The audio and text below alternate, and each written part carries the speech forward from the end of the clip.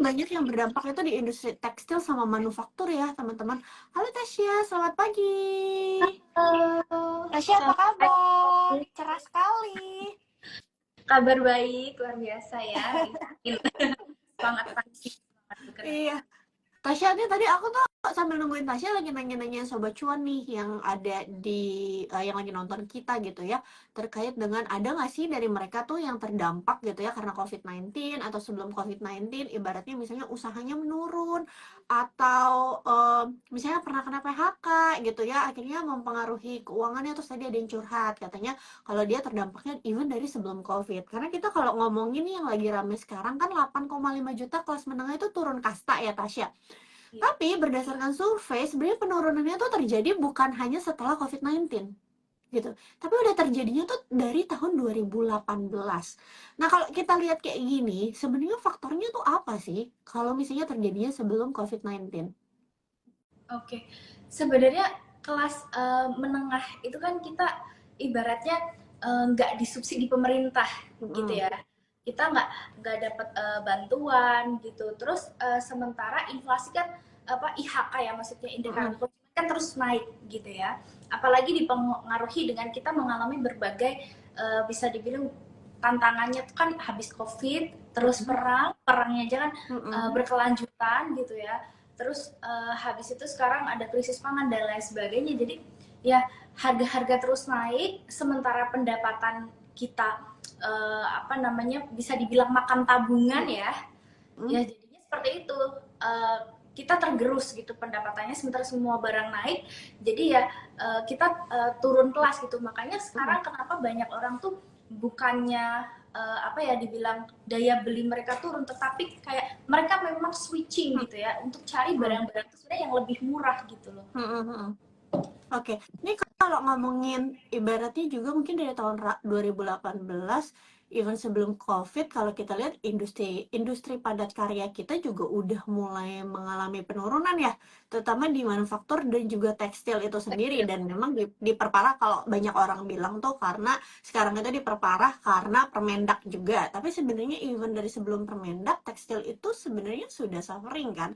Dan kemarin tuh menurut data BPS kalau lihat secara industri, memang ada industri-industri yang naik gitu ya, misalnya seperti hilirisasi, tapi ini yang naik itu adalah industri-industri yang kapital intensif gitu kan. Padahal yang kita butuhin kalau untuk menggerakkan ekonomi, karena PDB kita 50% lebih adalah konsumsi rumah tangga, harusnya yang diharapkan bertumbuh adalah industri-industri yang padat karya gitu.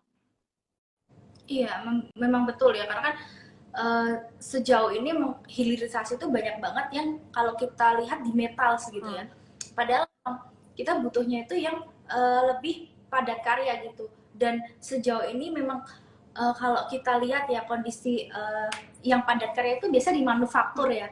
Tetapi Hmm. coba kita lihat 4 bulan terakhir PMI manufaktur kita tuh malah terus turun ya. Bahkan Ya, per ya. Juli itu Udah kita udah declining di ya. level kontraksi. Ya. Iya, udah di level kontraksi bahkan IHK kita Ya. deflasi gitu ya. Ini menunjukkan bahwa memang ada perlambatan di situ dari sisi konsumennya, daya belinya kita menurun ya, walaupun ngelihat consumer confident kita masih di atas 100, tapi kalau ngelihat kita mengalami deflasi kemudian manufaktur kita juga kontraksi, nah ini merupakan tanda-tanda juga bahwa sebenarnya dari masyarakat itu konsumsinya juga terhalang gitu ya, apalagi kalau ngelihat consumer goods ya, maksudnya dari sektor tersebut juga kayak masih slow gitu ya, walaupun kita lebih dari 50% itu bisa dibilang PDB kita dari konsumsi masyarakat, tapi ternyata nggak bisa terlalu Hmm. membooster itu, padahal dari awal tahun udah ada lebaran, udah ada seasonality event, Imlek dan lain sebagainya, tapi kok nyatanya nggak seperti itu, malah di Hmm.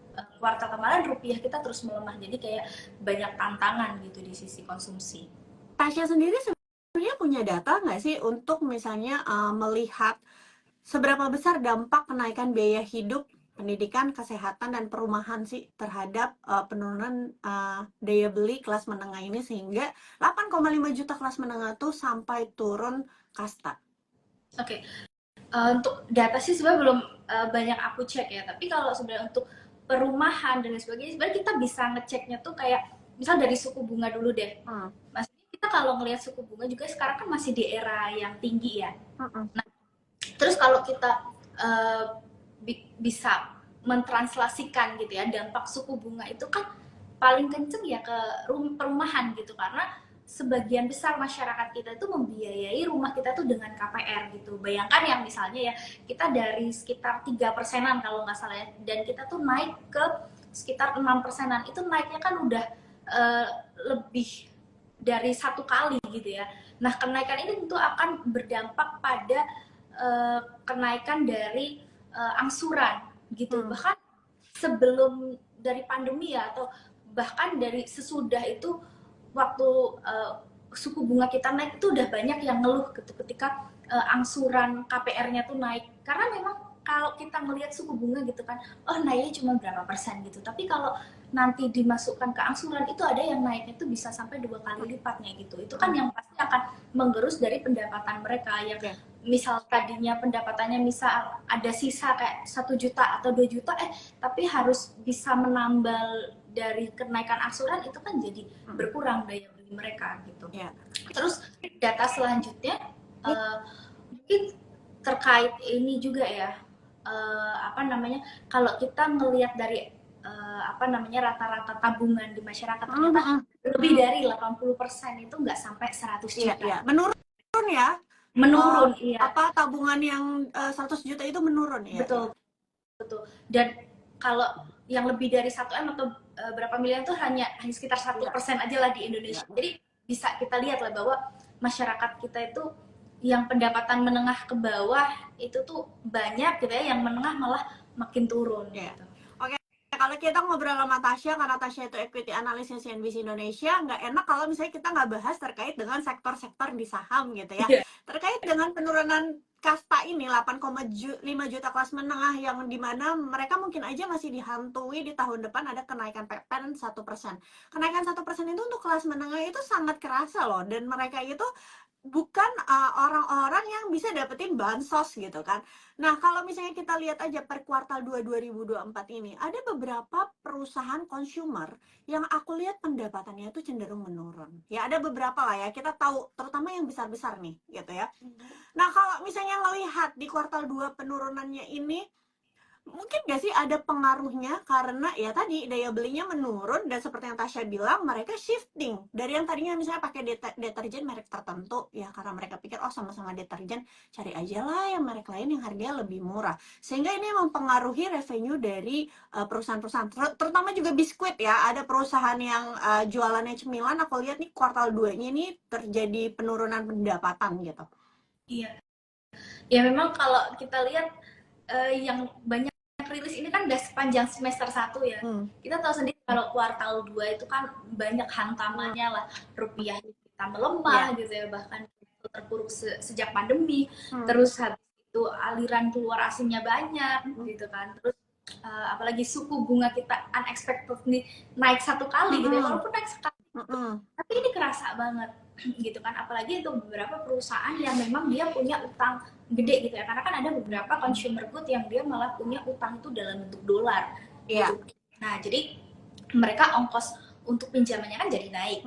Nah, kayak gitu. Jadi kalau ngomongin seasonality event yang mungkin di kuartal 1 atau awal kuartal 2 ada lebaran ya, tapi pas di akhir ada beban seperti itu kan jadi impas gitu, nggak terlalu signifikan gitu kan. Jadi makanya ya nggak heran lah kalau di semester 1 ini kinerjanya nggak terlalu ekspansif gitu ya. Dan kalau kita ngomongin hal-hal lain kayak boykot juga itu kan masih terus berlanjut ya, itu juga mempengaruhi gitu. Apalagi mungkin untuk yang kelasnya menengah ke atas, sebenarnya kalau dari daya beli nggak terlalu kerasa, tapi brandnya itu yang kerasa banget gitu.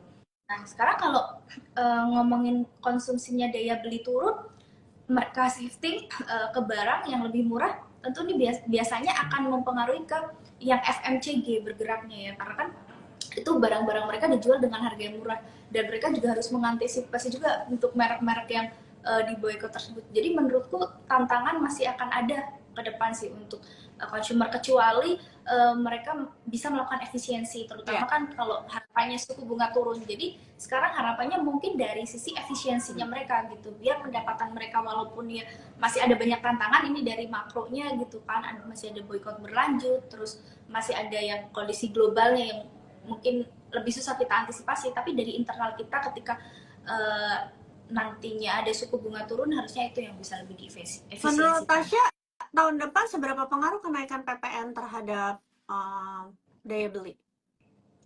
Kalau menurutku ini bakal ngaruh ya, apalagi kan masyarakat kita menengah ke bawah itu kan kalau nggak salah sekitar 69% gitu kan dari total penduduk. Terus kemudian juga kita punya apa namanya, untuk masyarakat menengah ya, kenaikan PPN 1% itu kan sebenarnya kerasa banget kalau kita misalnya ngopi keluar, kita misalnya makan di luar gitu ya, itu kan kerasa banget gitu. Pastinya itu akan berdampak sih, apalagi kalau kita ngomongin programnya apa namanya yang pemerintahan baru ini kan juga sebenarnya agak kontra ya kalau kita ngomongin pertumbuhan gitu ya, di mana masyarakat kita lebih dari 56% dari konsumsi masyarakat, kemudian ini PPN-nya dinaikkan, mesti ini akan agak berdampak lah ke pertumbuhan ekonomi. Oke. Nah, kalau tadi kita ngomongin juga kan Tasya ada ngomong sebenarnya dengan suku bunga tinggi itu juga mempengaruhi gitu ya. Beberapa orang mungkin jadinya ya makan tabungan untuk bayar cicilan dan lain-lain. Tapi kalau aku lihat juga laporan keuangan dari beberapa perusahaan properti ya, terutama perusahaan properti residensial yang mereka tuh harga jual rumahnya itu mungkin masih ada yang affordable dalam artian masih ada mereka jual rumah di bawah katakanlah 2 miliar atau 3 miliar itu justru pendapatannya itu cenderung bertumbuh dibanding Q on Q and year on year gitu ya, dibanding perusahaan properti residensial yang mungkin jual rumahnya itu sedikit premium misalnya di atas 5 miliar dan lain-lain. Maka kalau melihat seperti ini apakah Tasya melihat oh sebenarnya masih ada juga kok kelas menengah yang mereka memang prioritasnya masih untuk membeli rumah gitu. Contoh ya kayak CTRA. CTRA itu pertumbuhan pendapatannya itu cukup bagus dan itu organik gitu dari penjualan rumah itu sendiri. Tasya melihatnya seperti apa? Oke, sektor properti itu sebenarnya kalau kita ngomongin pergerakannya tuh lagged ya, beberapa tahun ini tuh kayak di bawah, terus baru akhir-akhir inilah dia yang bergeraknya atraktif gitu. Tapi kita melihat lagi sih saham itu bergeraknya forward looking ya. Dan aku Hmm. lebih pergerakan emiten properti itu lebih karena eh, ini suku bunganya pun bentar lagi udah turun, dan ini tuh kita udah lebih optimis gitu loh dibandingkan dengan beberapa bulan lalu gitu. Kalau kita ngomongin data juga kan The Fed itu kita pakai Fed CME Fed Watch itu udah di atas 70% gitu untuk apa peluang turunin suku bunga ya di September. Nah, biasanya kalau untuk Fed-nya udah nurunin suku bunga, biasa Bank Indonesia juga akan mulai gitu. Dan kalau ngomongin soal pertumbuhan properti ya, nah mereka itu biasanya punya land bank gitu ya untuk pemain-pemain gede gitu kayak CTRA, BSDE, SMRA. Mereka tuh punya namanya cadangan lahan yang besar juga gitu. Bahkan kalau BSDE itu mereka rajanya land bank lah, itu mereka udah punya tuh dari tahun-tahun lalu gitu. Jadi uh, permainan apa namanya untuk margin ya, mereka tuh masih kayak tetap positif karena mereka udah cadangan dari lama begitu ya. Jadi dan sekarang mereka bangun begitu kan, mereka masih memiliki apa namanya rentang margin yang gede gitu, walaupun sempat di awal tahun tuh kan ini ya karena harga komoditas naik gitu kan, terus harga material kan juga naik, tapi untungnya dari margin mereka yang punya land bank itu udah dari lama, mereka bisa menutupi margin itu. Oh oke, jadi selisih ya, selisih Ya, ibaratnya dulu harga beli tanahnya itu zaman dulu banget berapa, sekarang itu ketika dibangun dijualnya tuh bisa berapa, makanya apa namanya top line-nya tuh masih bisa bertumbuh dengan baik gitu ya. iya betul. Oke. Nah sebenarnya kalau misalnya Tasya sendiri melihat sebenarnya kebijakan pemerintah saat ini tuh udah cukup mendukung nggak sih mencegah penurunan kelas menengah atau sebenarnya justru belakangan nih memperparah gitu seperti misalnya isu-isu tapera lah, asuransi kendaraan lah yang mungkin aja masih digodok ya.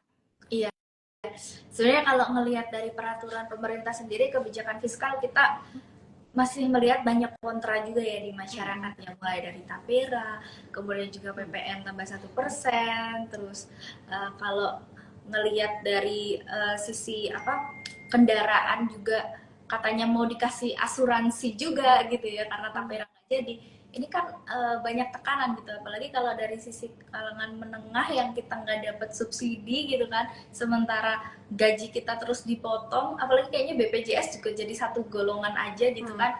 Nah itu kan tentu emang banyak tekanan di situ, dan menurutku masih perlu digodok lagi lah kebijakan fiskalnya, apalagi ini mendekati Oktober harusnya akan segera ada pelantikan, jadi kabinet juga masih akan dibentuk, nanti kita masih akan menanti lagi gimana kebijakan dari pemerintah baru ini, dan harapannya bisa mendukung kalangan menengah juga ya, karena sebenarnya kalangan menengah ini tuh potensinya besar gitu. Dan menurutku kalau kita melihat dari sisi, kan sebenarnya ini minggu ini akan ada RAPBN juga kan, tentang keuangan. Nah, nanti kita lihat juga bagaimana nanti kebijakan-kebijakan atau mungkin pandangan dari mereka lah, karena itu cukup penting juga ya kita perhatikan untuk RAPBN kita. Kalau misalnya banyak nih dialokasikan untuk makan gratis atau untuk ini kan lebih ke konsumtif gitu, jadi harusnya untuk pengalokasian dana kan kalau bisa di hal-hal yang produktif gitu, itu kan gitu. Jadi supaya berkelanjutan gitu, dan produktifnya benar-benar produktif ya, jangan produktif untuk bagi-bagi kue. Betul.